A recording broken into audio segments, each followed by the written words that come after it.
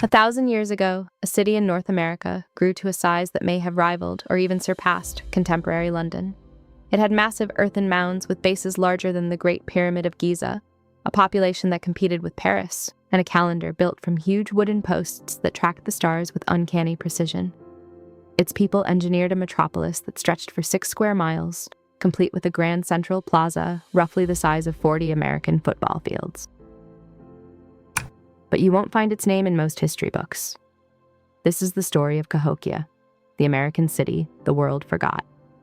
And it holds 2 incredible mysteries: how it rose so fast in a flash of brilliance that archaeologists call a Big Bang, and why, just a few centuries later, every single person vanished, leaving their monumental city to be swallowed by the earth. This isn't just the story of a lost city, it's the story of a lost history, of how a great civilization was not just abandoned, but erased.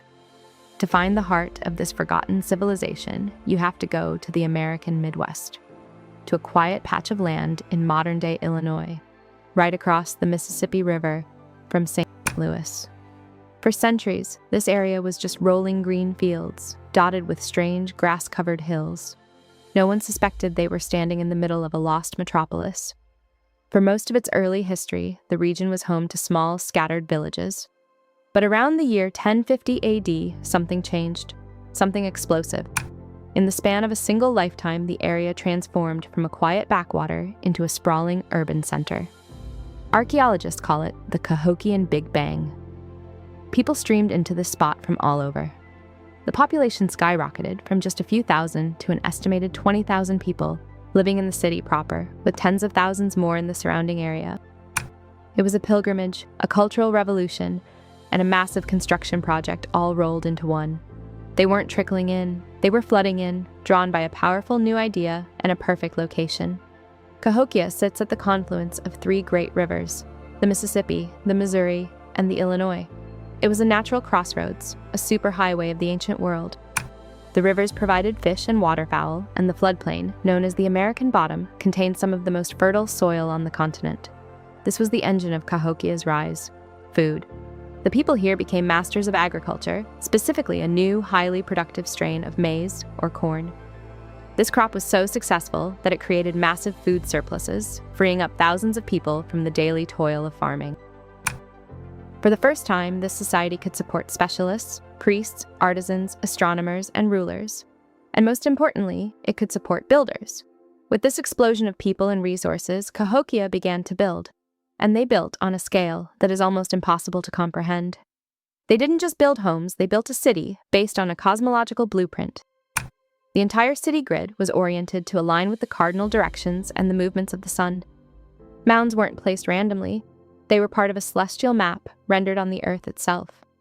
In just a few decades, a new culture was born, a culture we now call Mississippian.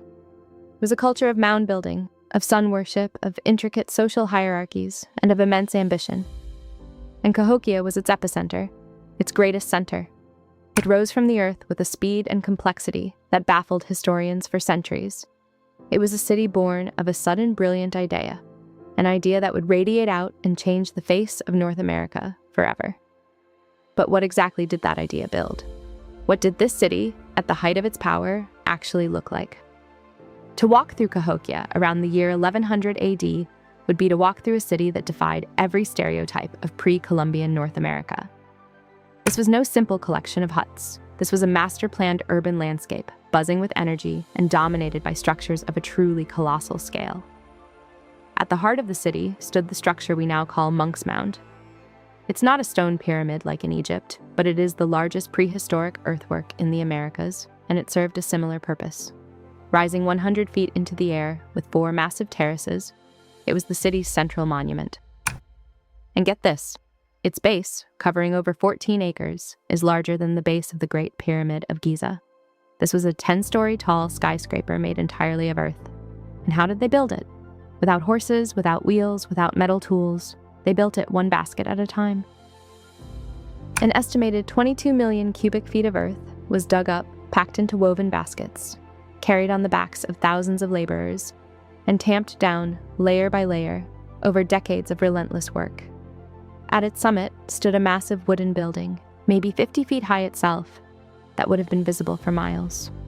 This was likely the residence of the city's paramount chief, a ruler seen as a living connection to the sun and the divine.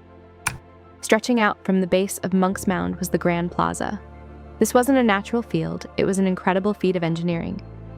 The Cahokians leveled and filled an area of nearly 50 acres to create a perfectly flat, open space, large enough to fit almost 40 American football fields. This was the city's civic and ceremonial heart. It's where thousands would gather for religious festivals, where markets would spring up with traders from across the continent, and where they played their most important games. One of these was a high-stakes sport called chunky. Players would roll a stone disc across the plaza and hurl spears to see who could land closest to where the stone stopped. It was a spectator sport that drew massive crowds and held deep social significance. But Cahokia's genius wasn't limited to just earth and muscle. They were also masters of the sky. To the west of Monks Mound, archaeologists discovered what they've named Woodhenge, a series of large circular calendars made of massive red cedar posts. These were precise astronomical observatories. From a central observation post, a priest could watch the sunrise align perfectly with specific posts on the horizon to mark the solstices and equinoxes. This calendar told them when to plant their crops, when to harvest, and when to hold their most important religious ceremonies. It was a clockwork of wood and light, a Stonehenge for the American heartland. The entire city, covering about 6 square miles, including its suburbs and farms, was a hub of unimaginable wealth and influence. A massive defensive wall, a 2-mile-long palisade made of 20,000 logs, was built around the central precinct, protecting the elite and the most sacred mounds. Within these walls and beyond, artifacts tell a story of a continent-spanning trade network. Archaeologists have found copper from the Great Lakes region, hundreds of miles to the north. They've found mica from the Appalachian Mountains in the east. They've unearthed conch shells from the Gulf of Mexico, over 1,000 miles away. This was the center of the Mississippian world, a political and cultural force whose influence shaped life across a vast portion of the continent. For a brief, brilliant period, Cahokia was the largest, most complex, and most powerful city north of Mexico, a city that may have been bigger than London or Paris at the time. It must have seemed eternal. And then it began to unravel. How does a city like this die? How do tens of thousands of people living in a metropolis that took generations to build simply walk away?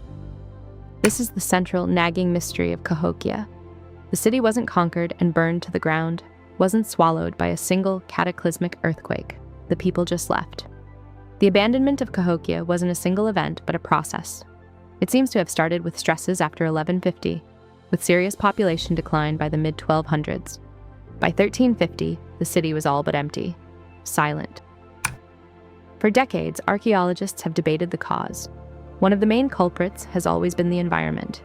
The theory goes that the civilization outgrew its resources. To feed so many people and build the massive palisade wall, they would have cleared huge tracts of forest. Some scholars argue this deforestation could have led to erosion and localized flooding, ruining the very farmland the city depended on. On top of that, this period coincided with a shift in the global climate, bringing more frequent and severe droughts and floods to the region. A civilization built on a surplus of corn is incredibly vulnerable when the rains stop and the crops fail. But the mystery isn't that simple. While environmental stress almost certainly played a role, it doesn't seem to be the single knockout blow that emptied the city. The extent of the environmental damage is still a hot topic of debate among archaeologists. This leads to other theories, focused on social and political turmoil. A city this large, with such a rigid hierarchy, would have been rife with tension. Skeletons show that while the elite ate a rich diet, many commoners subsisted heavily on corn, leading to health problems. Was there a peasant revolt? Did the population lose faith in rulers who could no longer guarantee a good harvest? That massive defensive palisade wasn't for show. It was rebuilt at least 3 times. Who were they afraid of? The wall suggests that warfare, either from outside enemies or internal strife, was a real and constant threat. And archaeological evidence from Mound 72, a burial mound just south of the Grand Plaza, reveals a darker side to Cahokia's power. Here, archaeologists found the tomb of a powerful leader, laid on a cape of 20,000 marine shell beads arranged in the shape of a falcon. But he wasn't alone. Buried with him and around him were over 270 other people, in what many archaeologists interpret as mass human sacrifice. In one pit, the bodies of more than 50 young women were found neatly stacked. In another, 4 men were found, missing their heads and hands. This was a society capable of immense ritual violence. A power structure built on such foundations is inherently unstable. Ultimately, there's probably no single answer. The fall of Cahokia was likely a perfect storm. Environmental pressures created food shortages. These shortages fueled social unrest and a crisis of faith in the elite. This internal instability may have been exploited by enemies, leading to increased warfare. So family by family, people began to leave. They didn't vanish. They packed up and moved on, breaking into smaller groups and founding new communities. The great idea of Cahokia had failed. But this leads to a second, and in many ways, more disturbing mystery. It's one thing for a city to be abandoned. It's another thing for it to be erased from memory. How did a city that may have been larger than London become a footnote in history? The answer reveals as much about us as it does about Cahokia. Before we explore the second, and perhaps even more shocking mystery of how this city was deliberately erased from American history, if you're finding this journey into our forgotten past as fascinating as I do, make sure to subscribe and hit the bell. We dive into lost histories like this every week, and you won't want to miss where we're going next. When European American settlers pushed west into the Mississippi Valley in the 18th and 19th centuries, they were stunned by what they found. The land wasn't an empty wilderness. It was dotted with thousands of enormous earthen mounds and complex earthworks. They found Monks Mound, which they named after a community of Trappist monks who briefly lived at its base. They saw the evidence of a vast and ancient civilization. And their immediate conclusion was that the ancestors of the Native Americans they were encountering could not possibly have built them. This was the birth of the Mound Builder myth. It was a racist and insidious theory, born of prejudice and political convenience. The settlers viewed Native Americans as savages, incapable of the sophisticated planning and organized labor needed to build such monuments, so they invented a lost race to explain them. The mounds, they argued, must have been built by Vikings or one of the lost tribes of Israel, or maybe even ancient Egyptians. Anyone, it seemed, except the people who had actually been living there for millennia. This wasn't just some fringe fantasy. It became mainstream belief. The idea of a vanished, noble white race of mound builders became deeply ingrained in the American consciousness, and it served a dark political purpose. During the 19th century, the U.S. government was systematically forcing Native American tribes off their ancestral lands. The Mound Builder myth was the perfect justification. If Native Americans were just violent newcomers who had destroyed a previous, more advanced civilization, then they had no legitimate claim to the land. Erasing their history became a tool for erasing their rights. For decades, the mounds were plundered by treasure hunters. Skulls and artifacts were collected to try and prove that the mound builders were a different race. The myth persisted even as the mounds themselves were being destroyed by farming and development. The myth was only officially and decisively debunked in the late 19th century, thanks to the work of one man and one institution. The man was Cyrus Thomas, an ethnologist at the Smithsonian's new Bureau of American Ethnology. In 1882, Thomas was tasked with finally solving the question of the mounds. His team surveyed over 2,000 mound sites. They looked at the artifacts, the burial styles, and crucially, the oral histories of living Native American tribes. In 1894, Thomas published a massive 700-page report that systematically dismantled the mound builder myth. His conclusion was unequivocal and damning to the mythmakers. The mounds were built by the direct ancestors of the very Native American people who were being forced onto reservations. The Smithsonian's report was a landmark moment, but the damage was done. For over a century, the true history of Cahokia had been dangerously distorted and overshadowed by a racist fantasy. The city wasn't just forgotten, its memory was intentionally buried to serve a political agenda. And even today, the ghost of that myth lingers. The fact that a city bigger than medieval London existed in the heart of America remains one of the best-kept secrets of American history. Today, Cahokia is a UNESCO World Heritage Site, recognized as a place of outstanding universal value. What was once plowed over is now protected. You can walk its grounds, climb the 154 steps to the top of Monks Mound, and look out over the same landscape the city's rulers once surveyed. From that height, you can see modern St. Louis in the distance, a new metropolis rising next to the ghost of the old one. The legacy of Cahokia is profound because it forces us to rewrite the story of North America. The popular narrative of a pristine wilderness, a vast empty continent waiting for Europeans, is a fiction. This was a land of cities, of nations, of powerful chiefdoms. Cahokia was the largest and most magnificent of them, but it was not alone. It was the center of the Mississippian culture, a network of communities connected by rivers and trade, sharing art styles and beliefs that stretched from the Great Lakes to the Gulf Coast. Cahokia shatters our preconceptions. It reveals a world of immense complexity, of sophisticated astronomy and large-scale engineering. But it also reveals a world of brutal hierarchy, of ritual violence, and of a power that was ultimately fragile. Its story is a timeless and unsettling lesson about how even the greatest civilizations can be brought down by a convergence of forces, a changing climate, social inequality, and a loss of faith in the systems that hold society together. The mounds that remain are not just monuments to a forgotten power, they are warnings about the delicate balance that sustains any civilization, including our own. Many questions still linger. We still don't know the city's original name. Cahokia is the name of an unrelated Illiniwek-speaking tribe that lived nearby when the French arrived in the 1600s, centuries after the city's fall. We still don't fully understand their language, or the precise nature of their beliefs. Each new excavation peels back another thin layer of the mystery.